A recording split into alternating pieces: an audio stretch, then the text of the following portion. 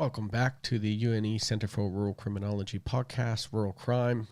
This week we're really fortunate to have Jack Beetson with us. Jack is the Executive Director of the Literacy for Life Foundation. He's a Ngemba man who's been working in Indigenous education for many years. Jack's work in the area has been recognized internationally. He's actually received a United Nations Unsung Hero Award, a Cuba Award, and many other honors. In today's conversation, Jack talks about literacy in relations to its wider social implications, particularly around empowerment and opportunity in Indigenous communities. We're also fortunate to have Jenny Wise with us, who's actually done some research in the area as it relates to crime and the implications that not being able to read and write can have on one's life, and particularly in terms of interactions with the criminal justice system. And it was so encouraging to hear someone with so much passion and vigor to make improvements in the lives of many people. I think you'll enjoy it as much as I enjoyed, along with Jenny Wise, talking to Jack. So without further ado, let's get into it. Can you tell me a little bit about yourself before we proceed to chat a little bit about the campaign and other things that you're working on? Well, I'm Jack Beetson. I'm originally a Ngemba man from Brewarrina in the far northwest of New South Wales. I moved to Sydney when I was 15 after a pretty severe bout of police brutality, where people thought it might have been better if I left town rather than stay there. And I was expelled from school at 13, and I went back to college, to an Aboriginal college in Sydney when I was 28. And and here I am, I guess, all those years later, and pretty much focused on obviously the adult literacy issues within our community, but I also do other stuff with organisations that might be experiencing a few issues around governance and stuff like that, just to support them through their problems as well. Right on. Could you tell me a little bit now about the foundation and the campaign in particular that's focused on adult literacy? Yeah, look, I think it's very important work. The campaign model itself is called Yossi Cueto, which is a Cuban adult literacy campaign model, acknowledged by the UN as the best literacy campaign model in the world. There's been a lot of literacy campaigns, but the literacy campaign model from Cuba is the best one. Over 12 million people globally have become literate using it. And the whole idea of it is that local people that can read and write teach those that can't. So we train local facilitators to be in the classroom, to work with their own people, to teach them to read and write. And at the end of the day, people always say, what makes the model work? That's what makes it work, because it's local people working with local people. So can you talk about a little bit the name of the campaign itself, but also maybe a little bit about how it works in practice and how you guys have unrolled it? Yeah, we've everywhere we've gone, it's just gone from one pilot to another, and we're sort of a bit over it being a pilot.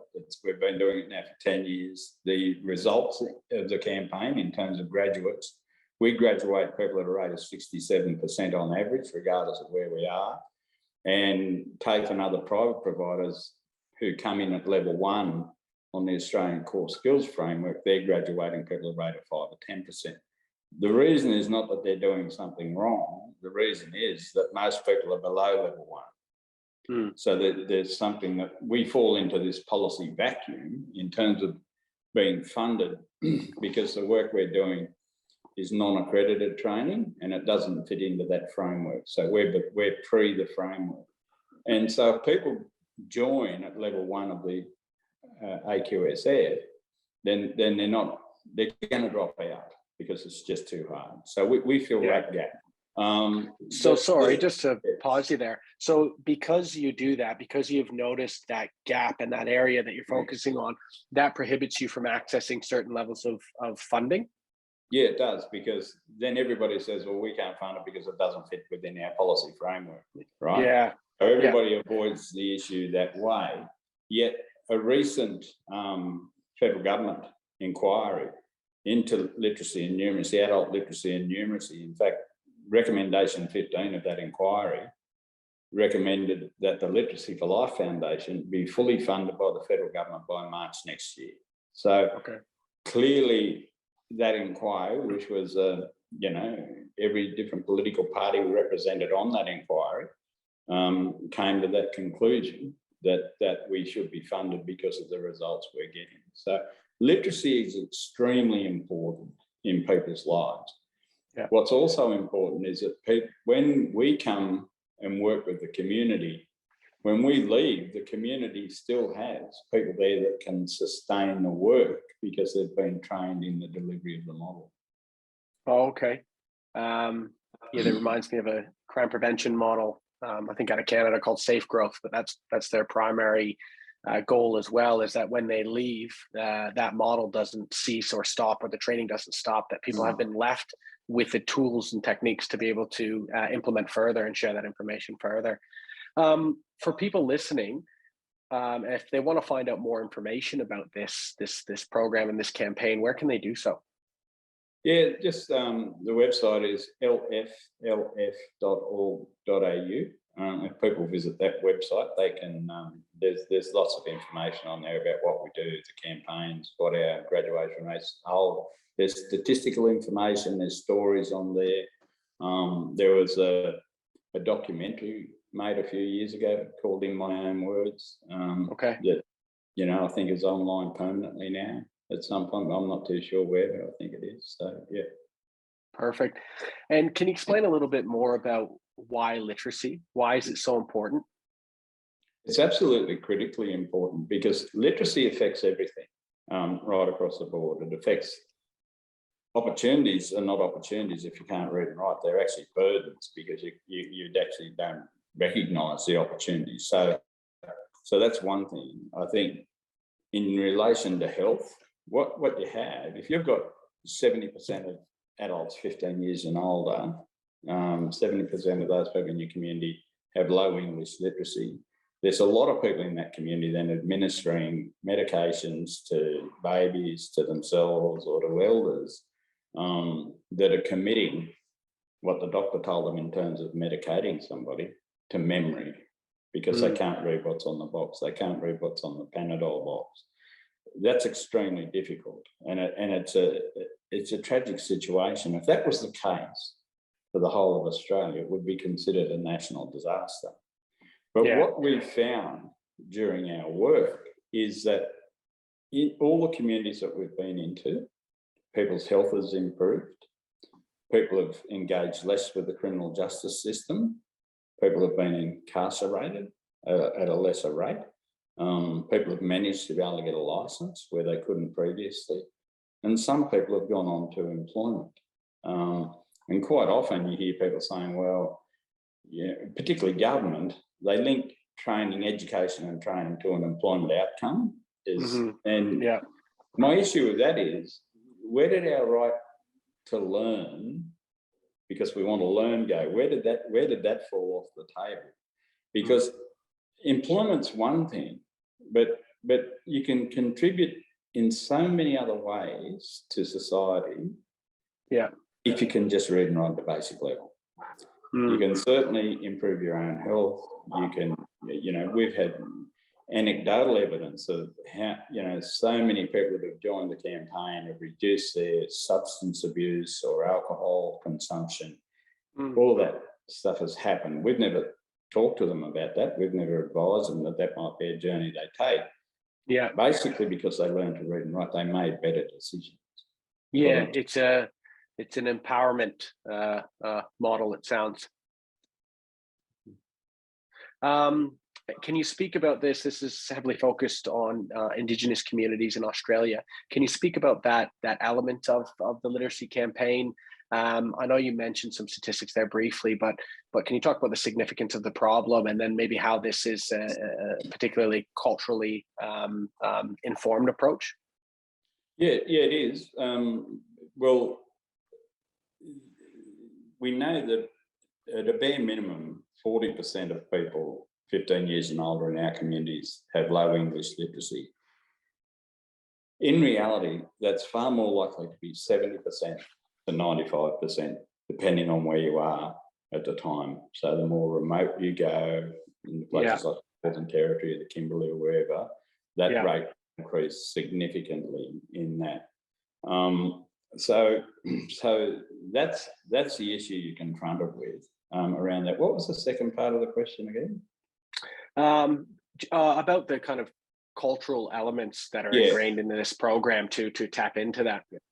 Absolutely. Well, what's critical in this campaign model is that the community takes ownership of the campaign. Yeah. So the first part of the campaign is 3 months of socialisation and mobilisation. Now, that includes a questionnaire. We don't do the questionnaire. We train local people from each family group to go and talk to their own family about literacy and whether it's a good idea, and even ask the question, do you think it'd be good to have a literacy campaign in your community? Yeah. Every community has said to us, you're the first people to actually ask if we wanted something. Everyone's coming along telling us how good the program is, but we don't do that. And we don't ask the question. We train local people to do that. So they get trained, they get paid for all their training, they get paid to do the survey, and we pay them when they come and work on the literacy itself. So we do 3 months of that, and the whole idea of doing that is getting each community to take ownership of the campaign. So we say to them, where do you think we should hold the classes? You know, what days do you think we should hold the classes on? And astonishingly, every community has said, can we do, instead of doing 1 hour a day, can we do 2 hours, 3 days a week? Because we have to attend sorry business on Thursdays and Fridays. Now, if any other sector of our community had to factor sorry business into their learning, again, we would be identifying that as a national crisis. Yeah. That's what we would be doing. And that's the sad part about it, is that people have had to factor into their learning that they're going to be attending funerals, you know, either up the river from where they are or down the river or where they are. And with such regularity. Yeah, it happens with such regularity. And, you know, places like Brook Canyon, you know, I'm not sure what it is now, but, you know, not too long ago, you know, in the last 5 years, the average life expectancy of the Aboriginal man was 38. So it's little wonder people are attending funerals every Thursday and Friday. So that being factored in tells you something quite significant about the issue. So something as basic as literacy can actually improve that statistic. Yeah. You talked a little bit about the practicalities of the program, but if I understand it correctly, someone goes in and do they deliver the campaign in the first instance, or the program, sorry, or do they identify particular leaders and individuals that they train that then deliver that program to the community? Yeah, the first thing we do is get a community group together to advise us every step of the way. So in terms of how many days, where you hold it, they'll also give us some tips about people that can read and write that maybe we should talk to about applying for the job. So we advertise every job. Yeah, they usually don't go on the interview panel because they're, you know, everybody's related one way or another in community. So we'll normally do that, but then we train those people in the method. So they become facilitators in the classroom, which is a DVD where actors are acting out, you know, in the literacy campaign on the DVD, and we train people to do it. Now, in Santa Teresa, one of the guys that was teaching literacy, English literacy, I actually said to him, I said, brother, how many languages do you speak before English? And he said 9. I was going to ask that. Yeah, 9 languages before, and he was one of the best facilitators we ever had. Yeah. Now, there's somebody that doesn't dream in English, they don't think in English, their dogs don't understand English. Yeah. Here he is teaching English to his own mob. So when I said earlier on, it's the local mob that make it work. Yeah. Because that's why people will come, because they're related to them. They say, oh, I better go because my old cousin's there. And they got no shame, you know, because it's their own people. It's not coming in and passing judgment on. Yeah, that's actually an interesting point you bring up. You find if it was outsiders kind of thrusting something upon that element of shame discourages participation. You find that cultural sensitivity and knowledge, and that kind of everyone's in the same boat sort of thing engenders a sort of more participation. Yeah, it does. And the fact that not just the staff, but the students are part of the co-design of what we do. So we've got a set curriculum in terms of the literacy itself. So there's 3 phases. The first phase is the socialisation, mobilisation of the community. And that's all of the service and the agencies as well within the community. So we're getting everybody mobilised around the idea. Then you have the classes, and then after the classes, you have post-literacy. So that's sort of the use it or lose it phase. Yeah. And that's very much where the students design their own journey in that last 12 weeks of post-literacy. So they say, okay, what do you want to do that will cause you to use your literacy? Now, that'll go from anything from learning a bit about computers and setting up an email for the first time in their life to doing first aid. And it becomes really practical, because what people think about is what can help our community. What would actually help? And that's where first aid comes into it, you know. If they can use a computer, they can go and share that knowledge with other people in their own household, you know. So you've got all this stuff going on that they've learned to read and write, and now they're able to support, you know, their families with a whole lot of stuff that they couldn't before. Share the knowledge. Going back to the problem itself, you mentioned literacy rates were quite low. Do you find there's a massive generational gap? I guess what I'm asking is it getting better amongst young Indigenous people, and is there quite a large gap with their parents and their grandparents? No, sadly, some of the older people can read better than the younger people. And I think that's the tragedy of it all. Here we are living in a first world country, and quite a few people come to us. We have a protocol with the schools that if there are kids that are 15 and up, then, because in the developing world, or the UN definition is you're an adult at 15. So in the developing world or third world countries, that's when you're an adult. Those, we will take them, but we always say to the school, we'll pick them up from the school and drop them back to the school. So they can't come to us for 2 hours a day instead of school. It's part of school. So because we don't want to do that. Because what happens when adults learn to read and write, that they start to value learning, and that's what we're trying to get to. Reading and writing is obviously the primary outcome. But what we're actually trying to do is take communities from being communities of low literacy, characteristically, to communities that value learning. So in order to do that, you have to reduce low English literacy to 10 or 20%. That's the tipping point where you go from that to that. Then it becomes a sustainable thing. So an example of that is that Cuba in 1961, they were 50% illiterate. In 1 year, they went from that to 100% literate, and they're still the most literate country in the world today.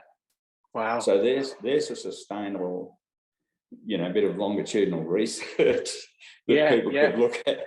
I've always said to people, if you want to look at a longitudinal study, have a look at that one. Have a look at Cuba. I'm sure there is some research and data coming out of there. There is. So that's what we're focused on, is we're actually focused on changing that characteristic. So, and while a lot of people individually become literate, the real goal for us is to get to that tipping point in each community. And unfortunately, that's where the money's run out. So government will fund it and say, go and do that. And and then we'll get funded for 3 intakes. But most communities are probably going to require 6 or 7. Sustained effort over time. You can't fix this problem. It's taken us a couple of 100 years to get to this place. We're not going to turn it fixed overnight. No. And we're too big. Cuba's a little place. You can do it in a year. You can't do that. That's what I was going to say. I mean, rural criminology 101, it's been, I come from Canada, which is equally massive, just a bit colder. But that the tyranny of distance, as it's called, that it imposes on the delivery of these types of things, or crime prevention in my case, it does make Australia very unique, not only historically but geographically, in trying to address these problems. Yeah, it really does. I mean, numerically, we're very small. We're tiny, but but land mass, but that makes it even harder. You spread out a small population, and particularly Indigenous populations in very, very rural, remote areas in Canada. A lot of flying communities that don't even have access to clean drinking water. Yeah, exactly, and that's the same here. You know, like if you go to the far west of New South Wales, you've got little communities where there's one community with 60 people in it. There's another community that's got about 120 people in it. Yeah.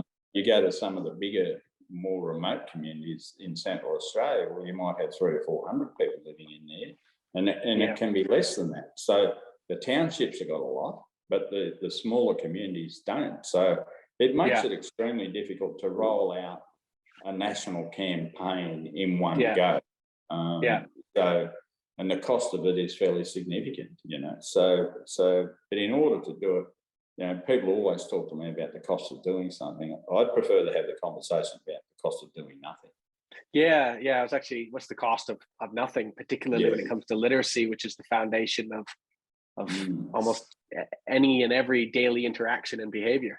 Exactly. It's you know, I say to people, we can talk about closing the gap all you like, but if you can't read, like, you don't even realise there is a gap. Yeah, you haven't even started. Yeah. Listen, I got about 200 questions, but I think it's time to bring Jenny in. You did mention the crime aspect of it, and I know Jenny has done some research in this area. Jenny, can you speak to that a little bit?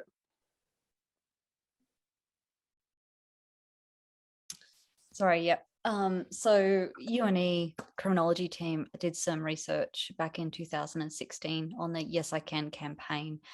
Sorry, Jack, is it still called the Yes I Can campaign? Yeah, it is. Yeah, literacy for life. Yeah, so, literacy for life. But it's still Yes I Can or Yossi. Yeah. Fantastic, thanks. We were brought in to look at how the campaign was helping local Indigenous people with the criminal justice system interactions, and to determine whether there was any reduction in criminal justice interactions. Sorry. So there was a lot of positive feedback within the community. So we didn't speak to any of the actual people going through the campaign at all, but we did speak to a lot of criminal justice practitioners working in the area, service providers, and they were all very, very positive about the campaign.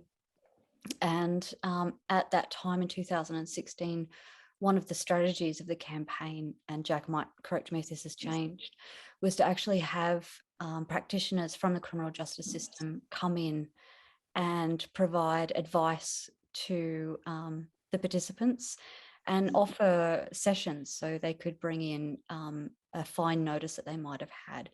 And the practitioners could work with them at that particular session or one-on-one at a later date to try and help them understand what that meant and what their options were for seeking help from these services.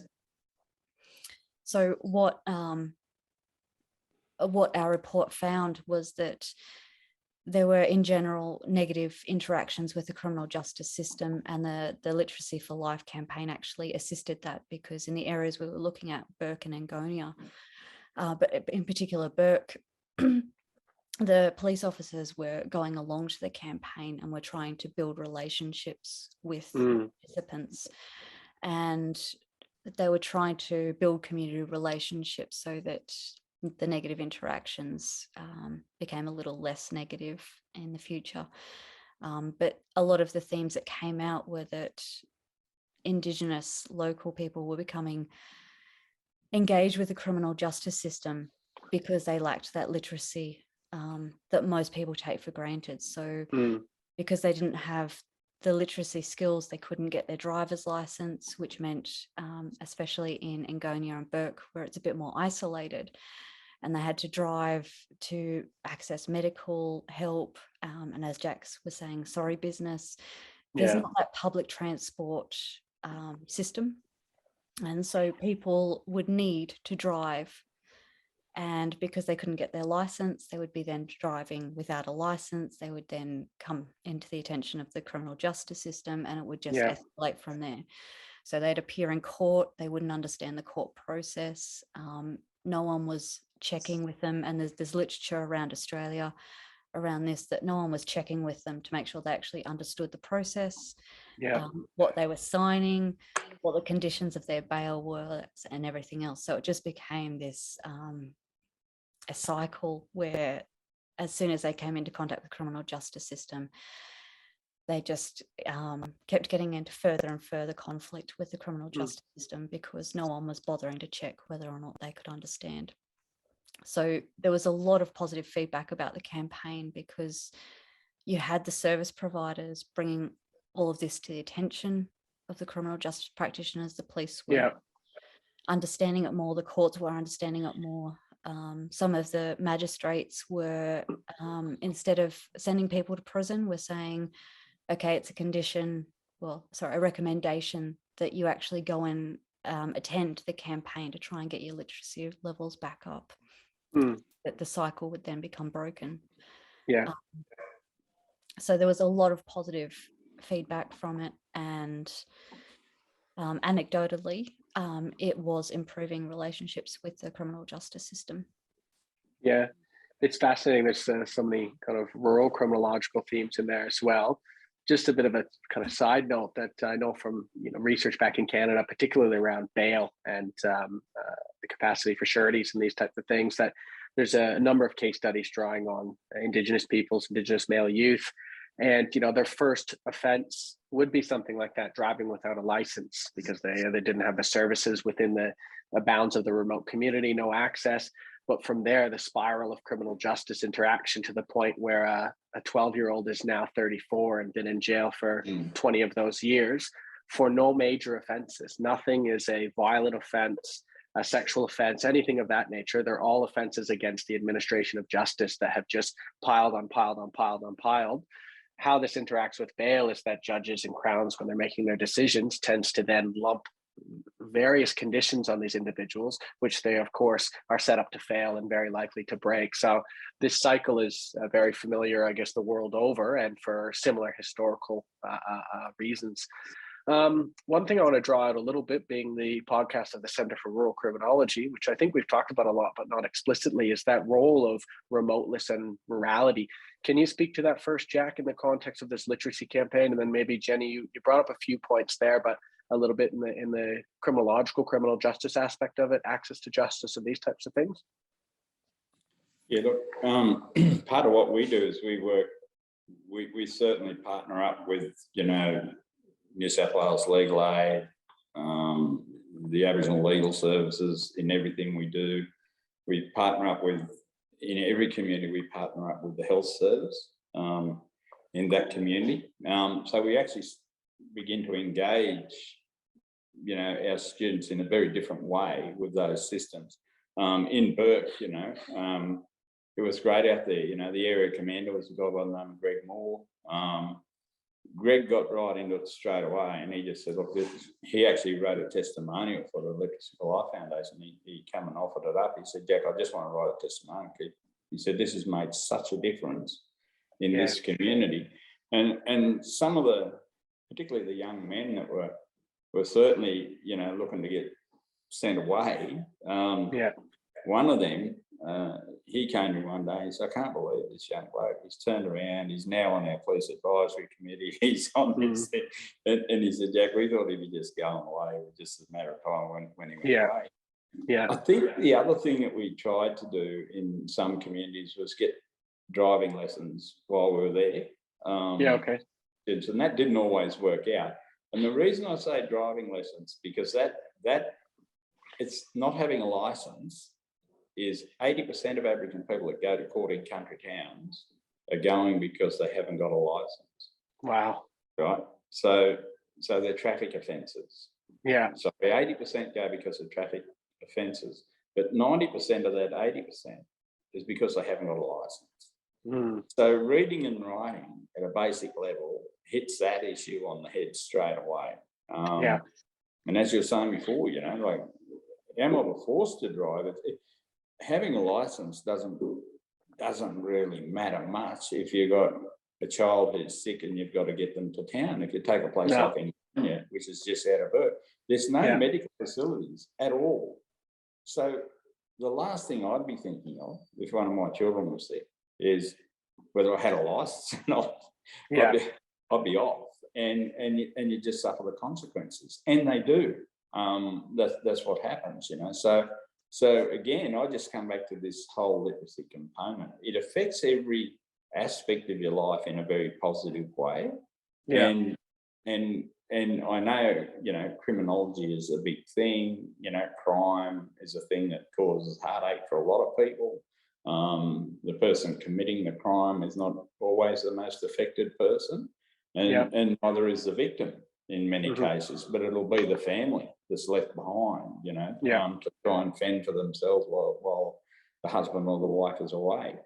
And the critical component for us, in my view, is that if there's a tool out there that actually positively affects every aspect of your life, including health, your opportunities for employment, your engagement with the criminal justice system, that'd be the thing I'd want to be funding.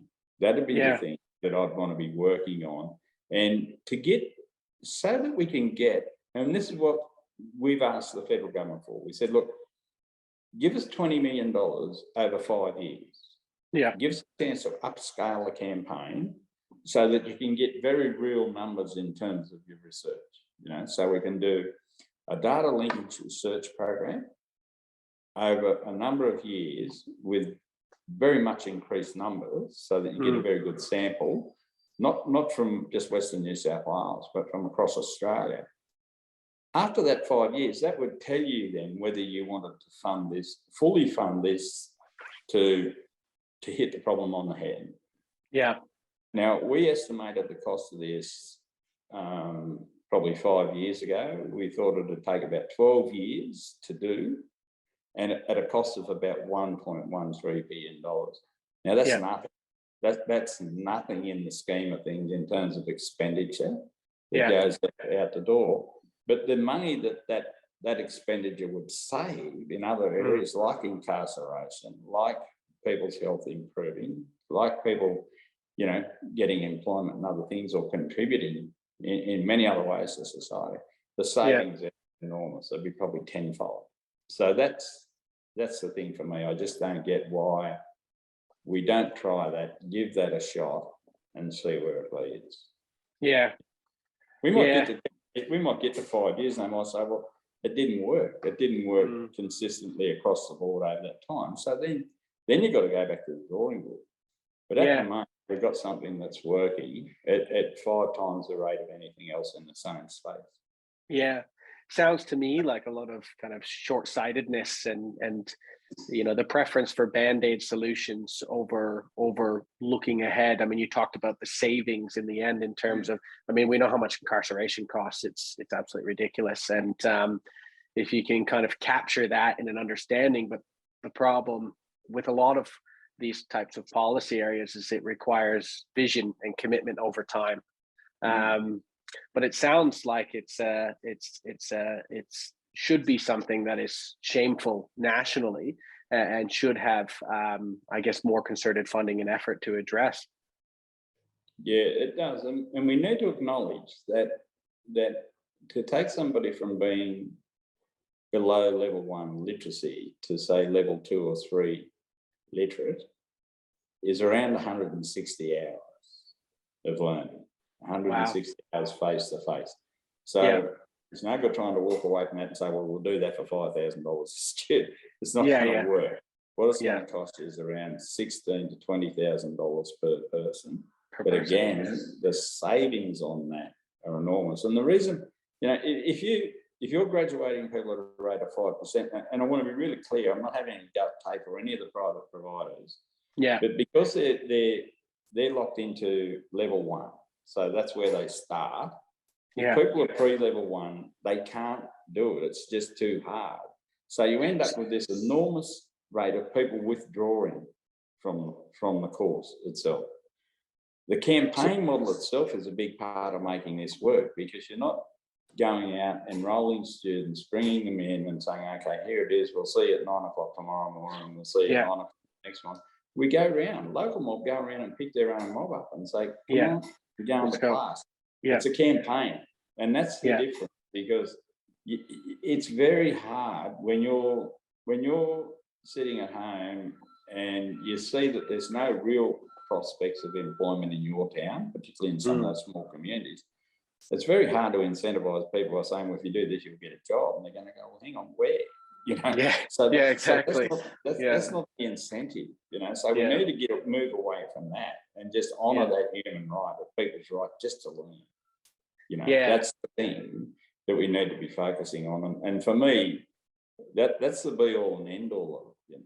Yeah. But it seems to me that's where that cultural element comes into it, and particularly those 3 stages. It sounds like that initial stage that you talked about. What did you call it? Socialization, was it? Yeah, socialisation and mobilisation. Yeah. Seems so important, and something, for instance, that TAFE, for instance, or one of those providers would require self-motivation and self-enrollment and self-mobilization, whereas this program seems to kind of take that from a community-centered approach. Yeah, absolutely. And when we bring students in, we get an expression of interest first. So we don't actually ask them to enrol, we get an expression of interest. And then when they come along to classes, we don't actually enrol anyone until they've completed 3 weeks. Okay. If they can, so we give them the very real right to say, look, this is not for me. Like, right. So then they don't get branded a dropout. They don't, get labelled with all these labels we put on people that have changed direction or changed their mind, or just say, well, it's not really for me. So, but people that come and stay for 3 weeks are far more likely to complete the course, or complete the classes and so on. If they turn up for 3 weeks. So we're aiming at them about their right, you know, and about it actually being an opportunity for them to come and sample something.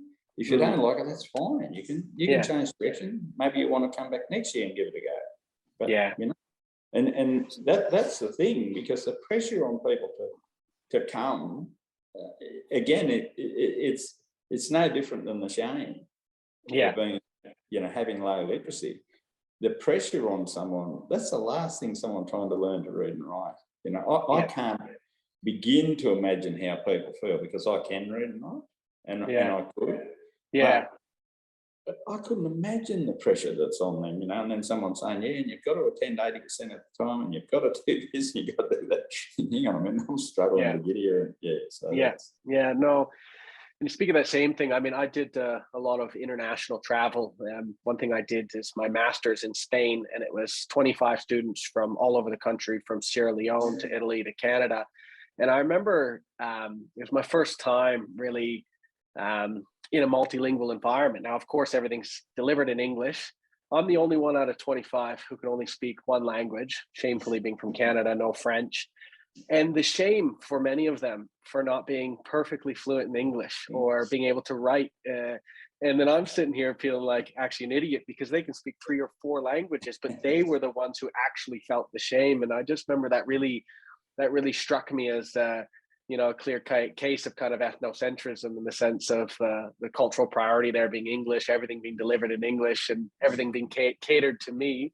Yet these people were fascinating in the amount of languages that they could speak, but still felt inferior, you know?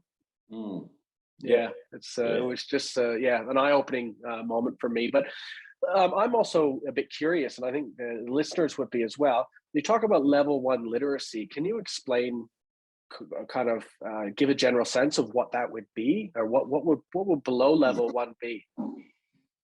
Okay, so what you've got to see is the Australian Core Skills Framework, which is certificates level 1, 2, 3, and 4. So that's where you begin. So when you go into, say, a TAFE and you enrol in a literacy class, a literacy and numeracy class, you're coming in at what they used to call basic literacy and numeracy. So you're coming into very basic level. Pre-level 1 are people, some of those people don't know how to hold a pen or a pencil yet. Some people can only identify 5 or 6 letters of the alphabet at that point. Right. So so people that come in to basic literacy and numeracy, they know the alphabet and what it looks like. They know what letters are.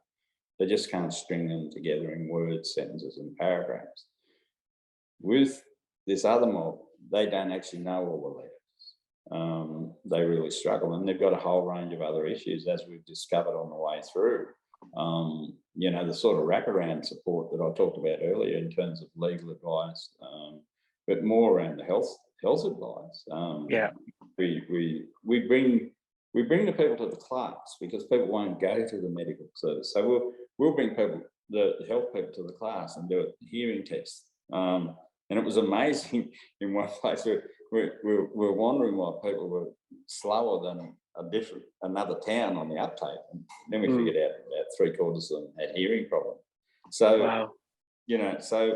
And then no one tells you they can't see, I'm the most vain person on the planet, you'll never catch me in public with a pair of glasses on. But and so, when a lot of people won't tell you, I can't actually see it, So we actually encourage people, and we bring someone in to do eye tests as well, just wow. I said, they get theirs tested, you might as well get yours tested.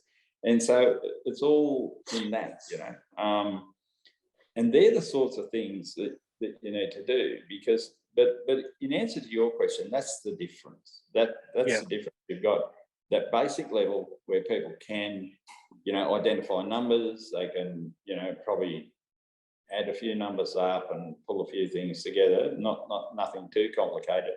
But people that are below that, a lot of people can count because they've learned to count their money, but there's still a lot of people that can't. And that's in my own hometown of Brewarrina, where one guy is 56, and it was the first time he actually knew how to count the change when he got it back. Yeah, wow. Before that, it was just it was an honour system that the shopkeeper was giving him the right change, and he probably was. Yeah, he was just he wouldn't have known. He was too frightened to go and use an ATM. He was terrified, and even when we filmed him doing it in my own words, it took about 8 attempts. Because every time I set it up to go and do it, he just didn't turn up. He's too ashamed. Wow. So stuff to get his an ATM. So his mate came with him and assisted him with it. So all of that sort of stuff is where you're pre-level 1. So you've got all that going on in your life. People that are ready to go into level 1, well, it's a different show completely. And so these people just fall through the cracks otherwise. There's no attempts to address pre-level 1 and by the government or anything like that. I remember years ago when we did the first campaign, the first pilot campaign at Wilcannia, and I was standing on the riverbank with a friend of mine that was working on this with us, who helped set up the first campaign and worked alongside us for many years. Who also worked up at UNE, and was standing on the riverbank, on the banks of the Darling River, and he said, "Jack, do you really want to be doing this for the next 10 years of your life?" And I said, well, if we don't do it, who's actually going to care about this group of people? Because when you look at it, and I often use the term, whereas a lot of these people are just surplus to the population.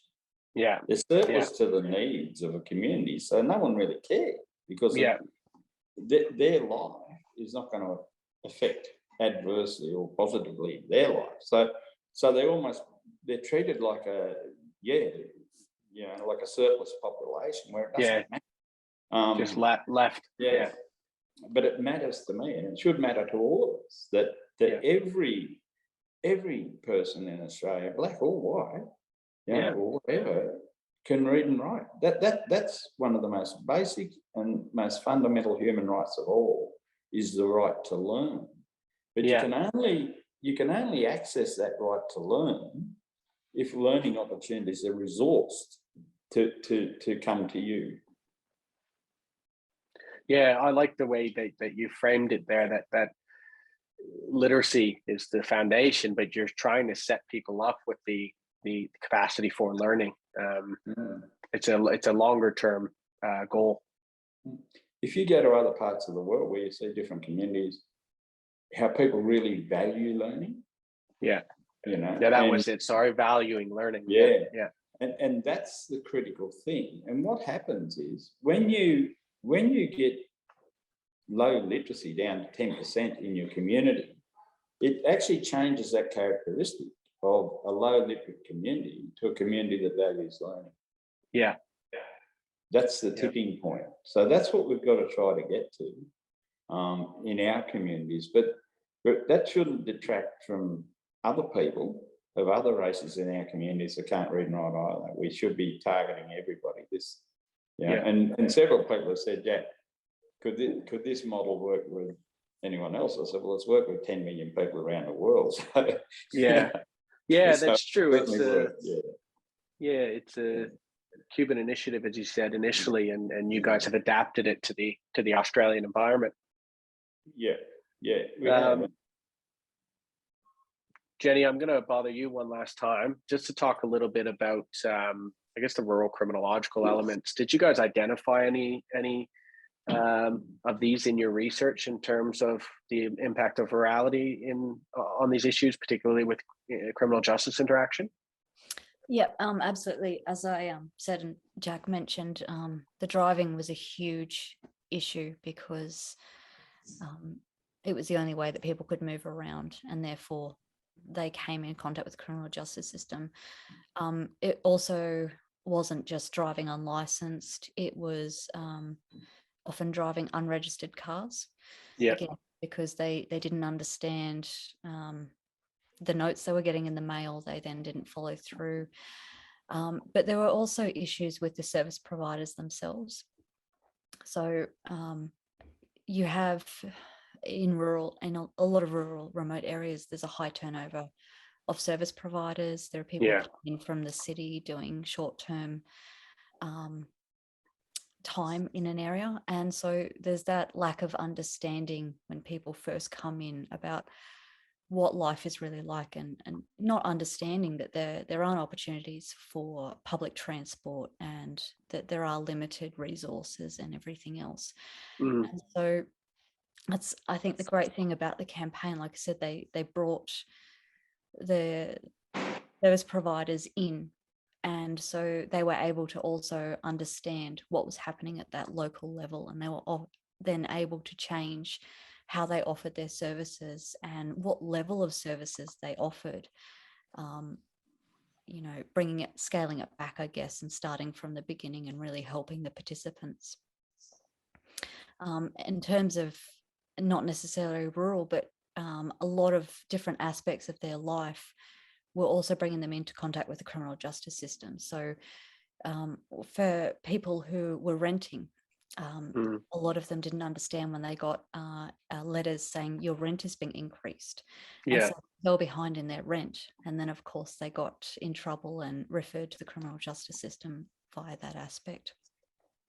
So there are a lot of elements going into it. And as Jack said, literacy is so important. And as we know from the research, we have very high levels of illiteracy in the criminal justice system across Australia, and improving it is going to help that. But the rural element really does add another element, because there is that issue of transport and limited services. We just don't have the same services that we do, and the high turnover of services. So that community building is often more difficult.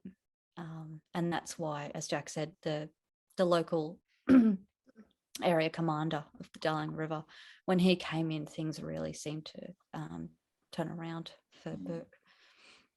Wow. Is there much in the way, aside from the work that you guys and the research you guys conducted, of looking at literacy and crime reduction or minimizing criminal justice interaction, not necessarily just on evaluation of this particular campaign, but generally, or is that also a bit of a gap in the literature? There's been a lot of research done on the impacts of illiteracy, particularly in Indigenous communities, and their interaction with criminal justice systems. There's some fantastic research, particularly linguistic research, looking at how court cases are actually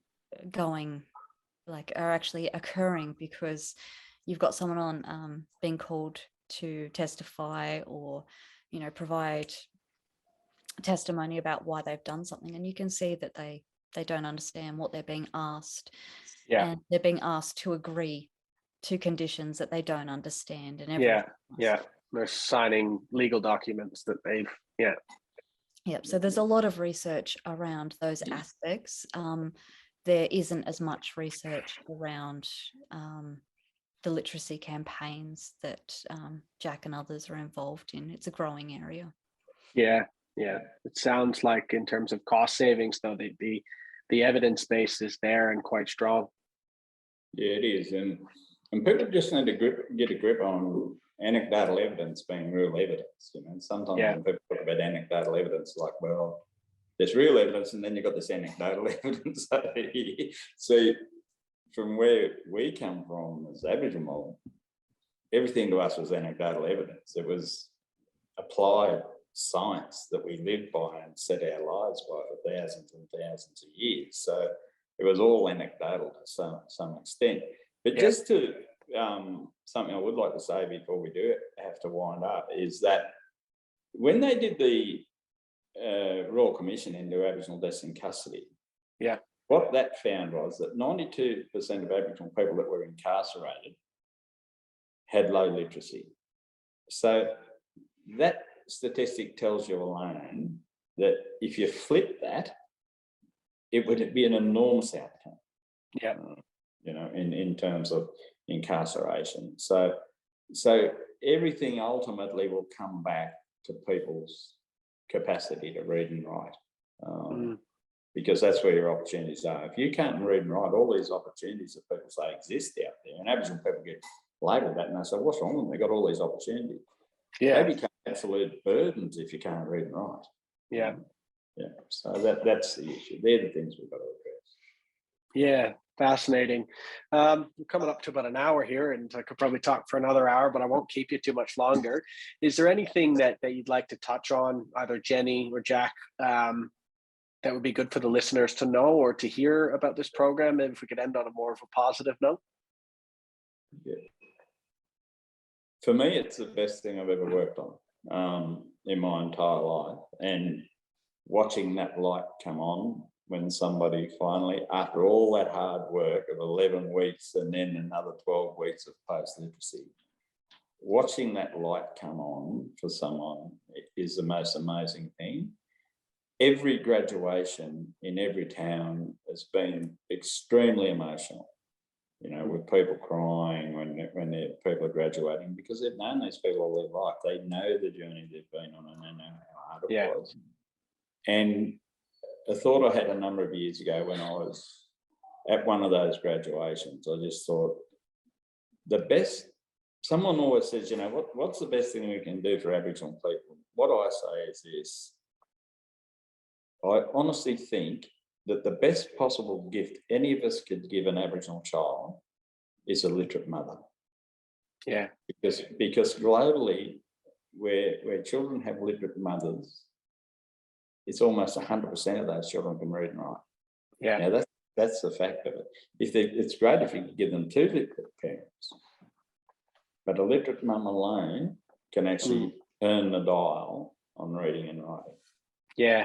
It sounds like a lot of what you're saying is just shifting that needle, you know, and pushing. Like you talked about the 10% and how massive an impact it is if you can get to that point. You know, if you could have a literate mother, if you can get to 10% in the community, that the flow-on effects, the snowballing effects are just massive.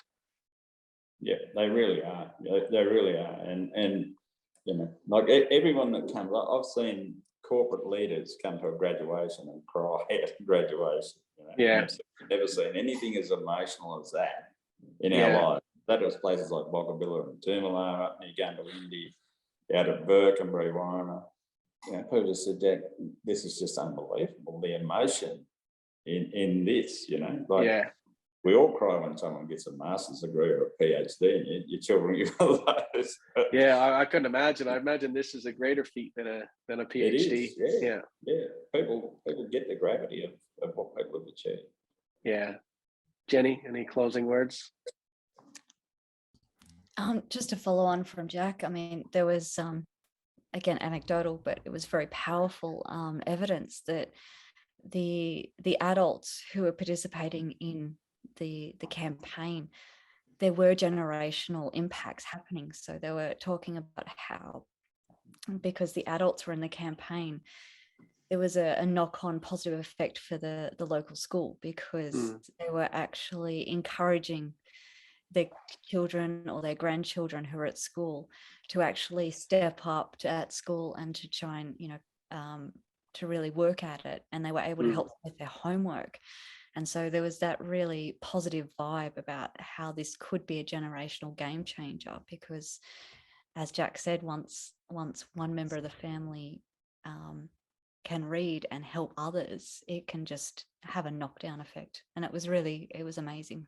Yeah, sounds like it comes back to that valuing learning, and you just spoke there, if they can see the parents giving it a go and encouraging them at school and valuing learning together through homework and those types of things. Yeah. All right, well, thanks very much. Have I missed anything, or is everyone satisfied? No, that's it. Thanks. Okay, good. Yeah, thank you so much. Can you tell me that website again one more time, Jack? Yeah, it's lf.org.au. Perfect. So for all our listeners, and the documentary is called In My Own Words? Yes, it is. Yeah, and just look it up. It's SBS did it. SBS. All right. Well, I got my watching sorted for tonight, and I'm sure people will be very interested to kind of see a visual representation of some of the things we spoke about today. So thank you very much for taking this time. I greatly appreciate it, and I wish you the greatest success in pushing this campaign further. Good on you. Thanks very much. Thanks, Jack. Right. See ya. Thanks, Jack. Bye.